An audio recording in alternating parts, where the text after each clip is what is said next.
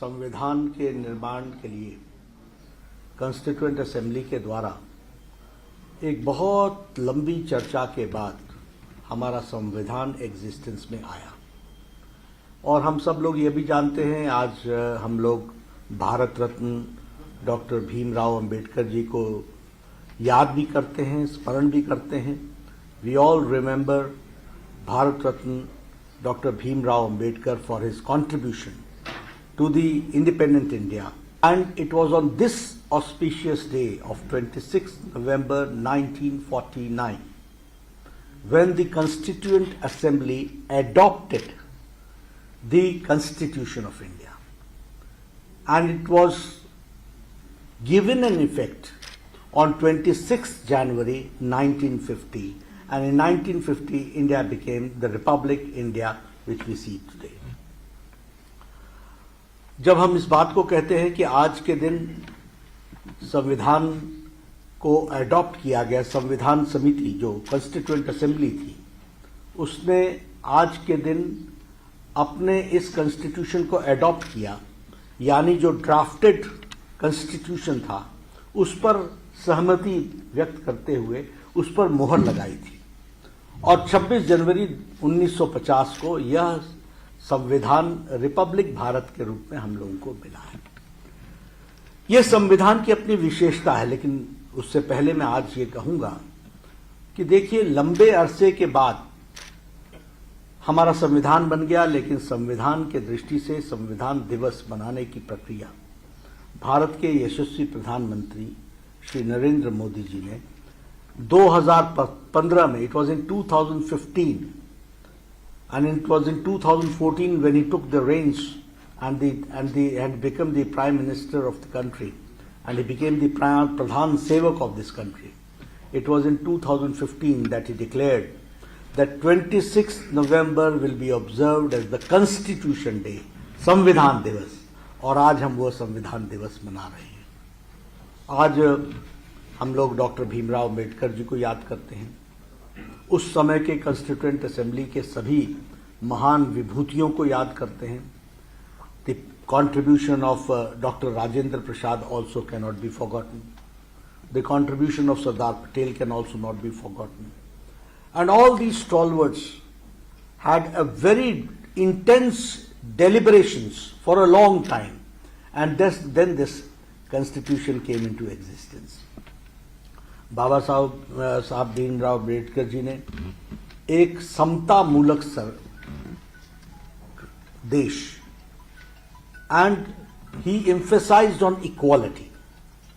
He emphasized that we should have a nation, a state, where there is given an equal opportunity to everybody. The democracy should flourish, should grow with the participation of everybody. And for that, and the development should take place. These were the basic thinking at that point of time, because Bharat के नवनिर्माण की प्रक्रिया शुरू हो रही थी। आजाद भारत में, भारत के नवनिर्माण में हम कैसा समाज देखना चाहते हैं? हम समता मूलक समाज देखना चाहते हैं, और where everybody is given the opportunity. और इसलिए हम लोगों को आज जब हम संविधान दिवस है तो हमें संविधान के प्रियम्बल को बहुत गहराई से पढ़ना चाहिए। उसमें उन्होंने बड़े स्पष्ट शब्दों में लिखा है कि ये भारत हमारा कैसा भारत होगा और किस तरीके से हम इस समाज को आगे बढ़ाने वाले हैं। और उसी तरीके से हमारे यहाँ बहुत जोर इस बात का भी दिया गया कि fundamental rights should be protected, और फंडामेंटल राइट्स पर बहुत गहराई से चिंतन करते हुए, and we can see that because of the fundamental rights governments में कम, गवर्नमेंट्स में गो, लेकिन हमारा fundamental right and democracy should flourish, and that power we have got from the constitution of India, which was enunciated and drafted by Bharat Ratna Dr. Bhimrao Ambedkar. We remember this day as Constitution Day, and we also remember Dr. Bhimrao Ambedkar for that. He did not only talk about the rights, he also talked about the duties. Duties of the individuals, and how we have to protect and see that this democracy flourishes. और इसलिए उन्होंने duties पर भी बहुत जोर दिया, और इसके साथ साथ directive principles of state policy, जो हमारे डायरेक्टिव प्रिंसिपल्स होंगे, जो हमारा उद्देश्य सरकार का होगा कि वो किस ओर बढ़ेगा, इसका भी उन्होंने एनंसिएट किया. So it was a very well thought document, and we can say that दुनिया में हमारा संविधान एक बहुत ही उच्च कोटि का संविधान, और जो सारी प्रोज एंड कॉन्स की चिंता करते हुए चेक्स एंड बैलेंसेस को बहुत अच्छी तरीके से रखता है. और इसीलिए आप देखेंगे कि हमारी प्रजातंत्र हमेशा बढ़ती ही चली गई है, पनपते हुए आगे बढ़ती चली गई है, और एक वटवृक्ष की तरह ये प्रजातंत्र में सबको बढ़ने का, सबको उसका अधिकार मिलता है. वह अधिकार हमको इस संविधान से मिलता है. इसलिए I would request everybody that when we observe this Constitution Day, we should read the rights, but along with rights we should also read and understand the duties, because the duties are only is the beauty where the Constitution is protected and the democracy and the republic is protected of this country, that we have to understand. तो उसको भी हमको ध्यान में रखना है. And governments, of course, are taking care of the directive principles of the state policy from time to time, and we are very proud to say that it is because of the Constitution that we find that the free and fair elections takes place, and the world looks towards us when the Election Commission of India brings 1.3 billion people, the largest democracy, into existence during the elections, and that autonomy is also provided by the Constitution and by the power. If we talk about the sovereignty of the Parliament, and when we talk about the powers of the Parliament, we understand how legislative works, and how legislative and the people's voice is the supreme. And we also see that here in this country we have got an independent judiciary, and all work in their own ambit, and they all work in cohesion with each other. And this fine details, minute details, all the nitty-gritties has been enunciated in our Constitution. That is the beauty of our Constitution.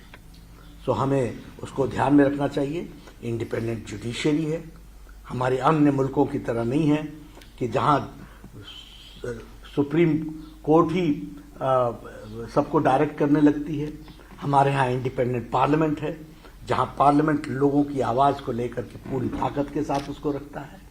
और उसी तरीके से हमारी election commission है, जो सबके साथ न्याय करते हुए एक इंडिपेंडेंट बॉडी की तरह इतनी बड़े देश को एक बार नहीं अनेकों बार चुनाव की प्रक्रिया से लेकर के आता है.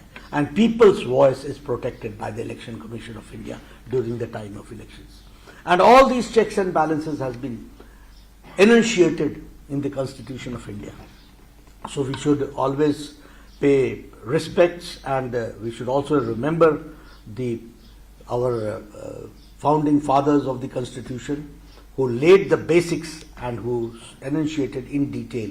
Today we see that the Constitution के कारण हम एक प्रजातंत्र देश में डेवलपमेंट के साथ आगे बढ़ रहे हैं. आज प्रधानमंत्री मोदी जी ने संविधान दिवस के रूप में जब ऑब्जर्व करने के लिए कहा है, तो हर जिम्मेवार नागरिक की ये जिम्मेवारी बनती है कि अपने संविधान को पढ़े, समझे, उसकी खूबसूरती को जाने, उसको एम्बाइब करे, ड्यूटीज़ को, रिस्पॉन्सिबिलिटीज़ को. और डॉक्टर भीमराव अंबेडकर को आज याद करने का दिन है. उनका कंट्रीब्यूशन भारत, आज़ाद भारत कभी भुला नहीं सकता. उनको हमें याद करना है, और उन्होंने जो हमारे को कंट्रीब्यूशन किया है उसको याद करना है. आज आपने मुझे बड़े शॉर्ट नोटिस पर इतनी प्रबुद्ध जनता मणिपुर की भारतीय जनता पार्टी की यूनिट में एकत्र लाई है. मैं आप सबका पुनः स्वागत करता हूं, अभिनंदन करता हूं, और आपके माध्यम से सारे मणिपुर में और सारे देश में हम इस संदेश को पहुंचाएं। और आज प्रधानमंत्री जी और बाकी सब लोगों का कार्यक्रम हमारे पार्लियामेंट में होगा और उस तरीके से देश इस संविधान दिवस को मनाएगा, तो उसको भी हम ज़रूर सुने और उसको भी हम ऑब्जर्व करें, ऐसा मेरा कहना है। आपने मेरी बात सुनी, आपका बहुत बहुत धन्यवाद। नमस्कार, मैं हूं मानक गुप्ता। अगर आपको हमारा ये वीडियो पसंद आया हो तो इसे लाइक और शेयर जरूर करें, और हाँ, हमें सब्सक्राइब और फॉलो करना ना भूलें ताकि आप देश और दुनिया की कोई खबर मिस ना करें। तो जुड़े रहिए हमारे साथ और देखते रहिए न्यूज़ 24।